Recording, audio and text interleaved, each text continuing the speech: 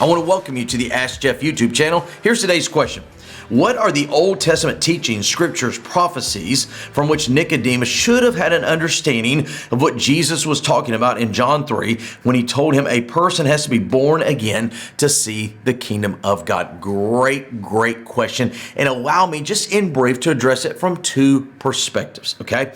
One is kind of from the historical perspective and one more from the prophetical. Let's look historical. One of the key, most critical prophecies in all the Old Testament about Jesus Christ is found in Deuteronomy chapter 18, verse 18, where whom we know as Moses, who led the Israelites through what we know as the Red Sea, made it clear that the Messiah would come in like fashion. In other words, take them out of bondage. There's that picture. By the way, we often talk about baptism as a picture. Remember, the Israelites never got touched by the water, and then there's freedom on the other side. That is why John the Baptist did what he did, leading people to Jesus, taking them out and then pointing them to Jesus. So he would have had this incredible prophecy that would have involved not only what was happening at the Jordan River, which he would have observed, but that John the Baptist, who he would observe, pointed to Jesus, and then you have Jesus fulfilling all these prophecies regarding his birth, coming out of Egypt, etc.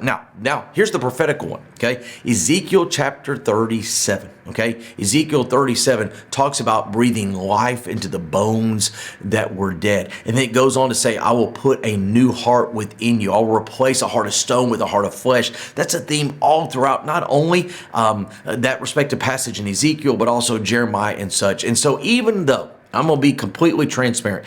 Even though Jesus couldn't say, hey, Nicodemus, you do realize that in Joshua chapter 2, verse 4, this is what I'm doing. Being called, in fact, in verse 11, Jesus calls him a master of Israel. That's a terminology that probably means he was the chief theologian. Probably had the Torah, the first 5 books of Moses, probably memorized. The concepts of the Messiah, the Messianic lineage would have been so familiar to him. The Deuteronomy 18 passage, the Ezekiel prophecy. And so again, yes, it was somewhat cryptic when he said you must be born again. I think the ignorance of Nicodemus shows in when he says, how can I return to my mother's womb? He was only seeing it as a physical thing. Now, I know I've gone a little long for our YouTube channel, but one more thing. When you go back into that phrase, you must be born again. That's kind of how we hear it, right? If you really dig down and you want to do a dissection of the language, it actually technically says to be born from above. And when you think about it that way, when he said you must be born from above, it shows kind of the ignorance of Nicodemus.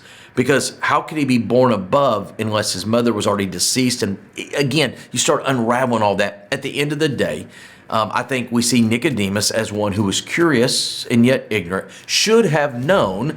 And I guess I'll close the question with this. Matthew chapter 22. You remember what Jesus told the Sadducees that struggled with eternity and the life after? He said, you err not knowing the scriptures.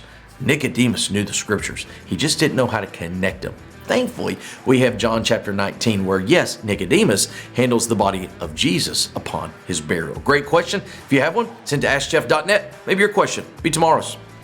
Thank you so much for being a part of our daily question here at the Ask Jeff YouTube channel. I want to encourage you on a few things. Number one, if you have a question to ask, submit it to AskJeff.net. Eventually, we'll get around to your question. Secondly, we'd encourage you to subscribe. That way, each and every day, Monday through Friday, you get a reminder of our question of the day. And last but not least, I want to remind you that on Wednesday evenings, live at First Baptist Church of Opelika, fbcopelika.com, we do a solid hour of Ask Jeff where we dig into the questions more than just 60 or 90 seconds. Sometimes we take the entire hour. All that being said, AskJeff.net is where you submit a question to this channel each and every day, Monday through Friday.